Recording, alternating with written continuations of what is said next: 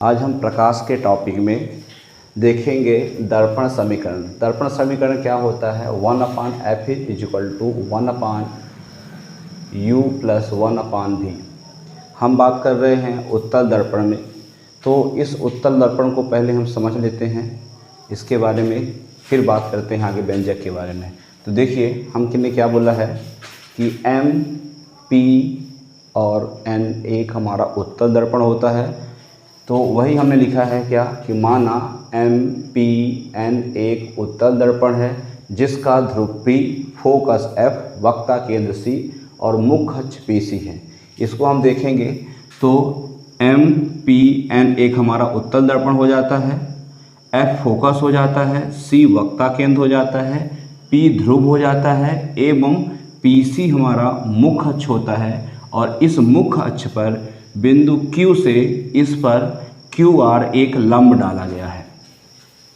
तब हम इसमें देखते हैं कि दो समरूप त्रिभुजों की बात करते हैं, जिसमें से हमारा पहला समरूप त्रिभुज हो जाता है त्रिभुज A-B-F व दूसरा समरूप त्रिभुज हमारा QRF। आप इसमें देख सकते हैं A-B-F ये पहला समरूप त्रिभुज हो रहा है छोटा वाला, दूसरा QRF तो इसको आप देखेंगे ये QR और F ये दूसरा हमारा समरूप त्रिभुज होता है। अर्थात यदि हम बात करें तो एक हमारा ये समरूप त्रिभुज हो रहा है और दूसरा हमारा ये समरूप त्रिभुज हो रहा है। समरूप त्रिभुज की एक खासियत होती है कि इसमें लंब बटे लंब और आधार बटे आधार को देखा जाता है। तो इसमें देखेंगे तो हमारा A-B- ये हमारा लंब होगा, दूसरा लंब हमारा क्या हो जाएगा QR ये हमारा लंब हो जाएगा। तो यही यहाँ पे लिखा हुआ है, इसलिए A-B- अपान QR बराबर दूसरा साइड हम देखेंगे तो B-F ये हमारा आधार होगा इस त्रिभुज की भी, और दूसरा हमारा जो इस त्रिभुज में जो आधार होगा तो RF ये हमारा आधार होगा, जो कि ये लिखा हुआ है।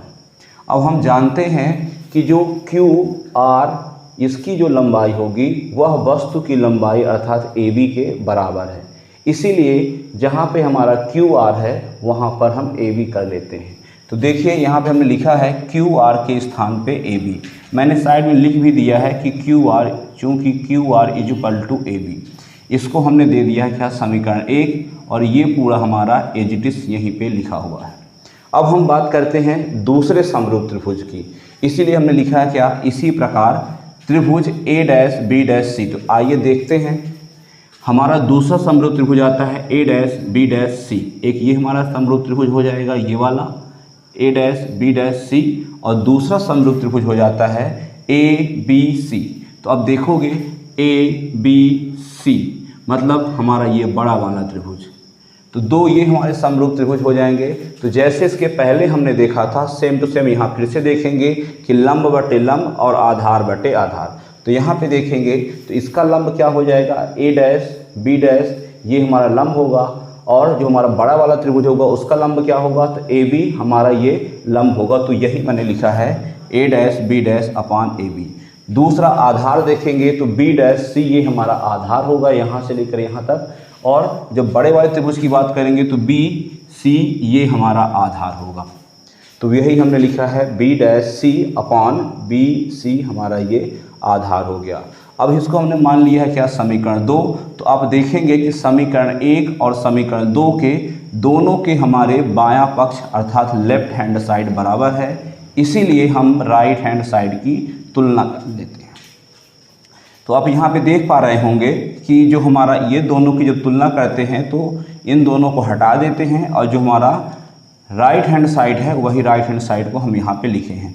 तो B-F अपान RF ये लिखा हुआ है, B-C अपान BC ये लिखा हुआ है।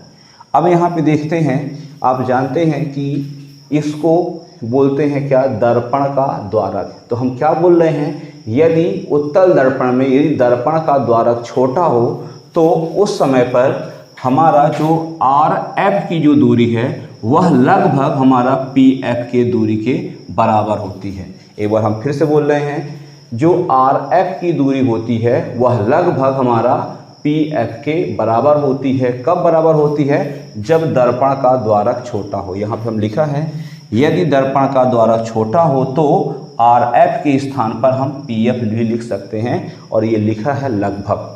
यहाँ पे देखेंगे, यहाँ पे लिखा भी है आपका ये समीकरण में मान रखने पर, यहाँ पे समीकरण आपका ये 3 है, तो यहाँ पे लिख सकते हैं समीकरण 3 में मान रखने पर। तो देखिएगा जहाँ पे आर एफ है, आर एफ के स्थान पे हमने यहाँ पे रख दिया है क्या, पी एफ। तो आप पूरा का पूरा समीकरण सिर्फ इसका चेंज होने के बाद पूरा समीकरण ये है। अब हम इनका मान रखेंगे तो आप देखेंगे कि बी डैश एफ कहाँ पे है। मैं आपको इसको समझाता हूँ, अच्छे समझिएगा, क्योंकि यहीं पे ज़्यादातर बच्चे गलती करते हैं। तो देखिए बी डैश एफ, तो यहाँ पे देखेंगे बी डैश एफ अर्थात हमें इसका मान निकालना है। और जब इसका मान निकालेंगे तो आपको पता होगा कि हमेशा जो दर्पण से दूरी नापी जाती है, तो हम बात करेंगे कि यहाँ से यहाँ की दूरी अर्थात पी एफ में हम पी बी डैश की दूरी घटा देंगे तो हमें ये दूरी प्राप्त होगी। एक बार मैं फिर से बोल रहा हूँ, ये दूरी यहाँ पे लिखी हुई है बी डैश एफ, इस दूरी का मान निकालना है। तो हम क्या करेंगे, हम करेंगे कि पी एफ में यहाँ से यहाँ तक की दूरी में ये दूरी हम घटा देंगे तो ये दूरी का मान पता चल जाएगा। तो देखिए यहाँ पे वही लिखा है P F minus P dash B upon आपका पी एफ, वही लिखा हुआ है। दूसरा हम देखेंगे बी डैश सी, तो देखिए बी डैश सी अर्थात ये दूरी यहाँ से लेकर के यहाँ की दूरी निकालनी है।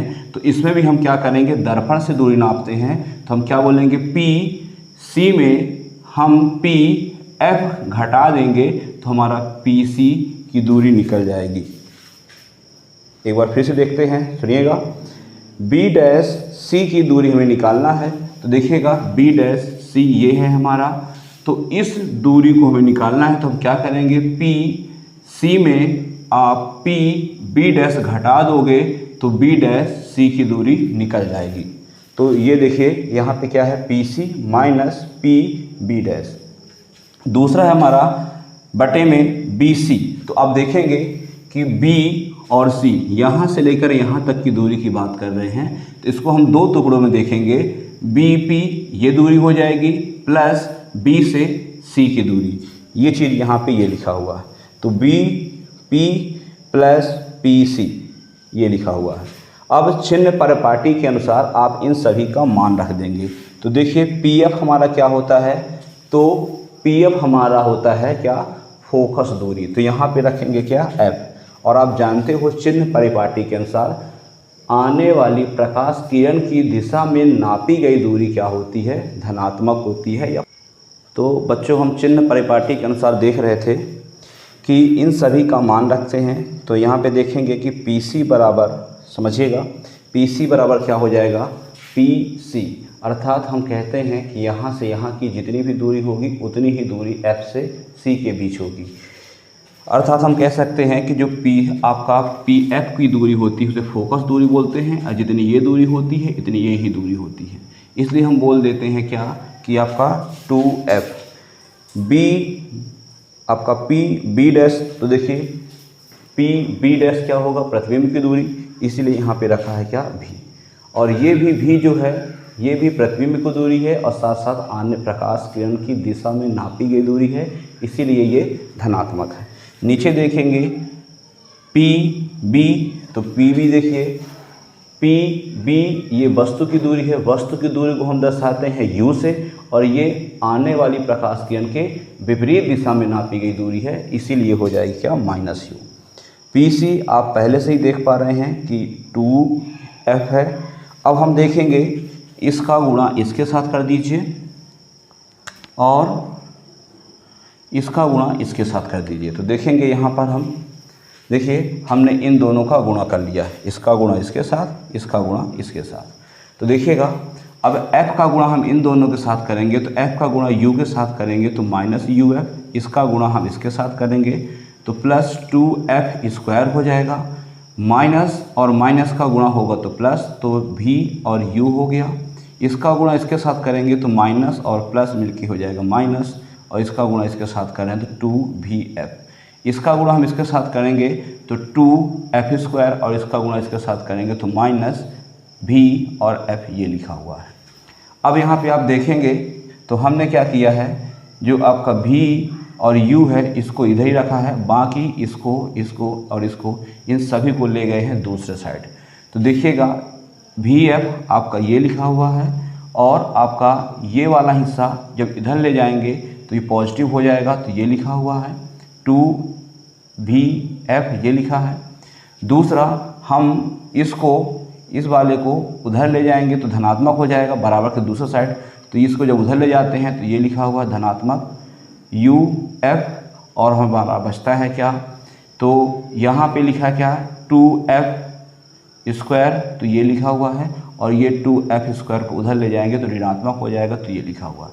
अब आप जानते हैं कि -2F स्क्वायर और -2F स्क्वायर ये दोनों कैंसिल हो जाएंगे क्योंकि प्लस माइनस है, और हमारा ये पूरी राशियाँ यहाँ पर हम इसे हल कर लेंगे, तो यहाँ पे -VF और +2VF इसको घटा देंगे तो क्या हो जाएगा आपका VF हो जाएगा, क्योंकि माइनस प्लस माइनस होता है और बड़ी संख्या का चिन्ह लिखा जाता है, तो -VF हो जाएगा। यहाँ पे बचेगा कि आपका UF, तो ये लिखा हुआ है। अब हम क्या कहते हैं, और ये हमारा पूरा नीचे आ गया, तो हमारा जो ये पूरा लिखा हुआ है इसमें हम क्या करेंगे कि इस समीकरण के दोनों पक्षों में UVF से भाग देंगे। तो हमने देखिए यहाँ भी भाग दिया हुआ है, यहाँ भी भाग दिया हुआ है और यहाँ भी भाग दिया हुआ है। अब यहाँ से आप देखेंगे कि जो हमारा V और U है नीचे वाले VU से कैंसिल हो जाएगा, यहाँ पे VF है ये VF से कैंसिल हो जाएगा, UF है U से U, F से F से कैंसिल हो जाएगा, तो बचा क्या 1/F 1/U और 1/V। तो बेटा यही है हमारा क्या दर्पण समीकरण, और ये आपके पेपर में आता रहता है।